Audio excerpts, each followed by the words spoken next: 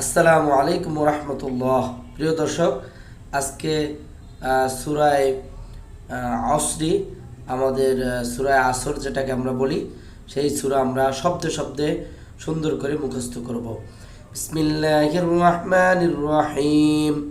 ওয়াল আসরি, ওয়াল আসরি, ওয়াল আসরি, ওয়াল আসরি।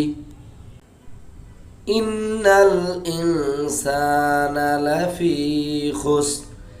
ইন্নাল ইনসানা, ইন্নাল ইনসানা লাফি খুসর, লাফি খুসর। ইন্নাল ইনসানা লাফি খুসর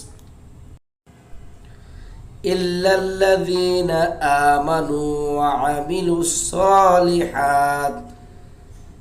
ইল্লাল্লাযীনা, ইল্লাল্লাযীনা আমানু, আমানু ওয়া আমিলুস সালিহাতি, ওয়া আমিলুস সালিহাতি।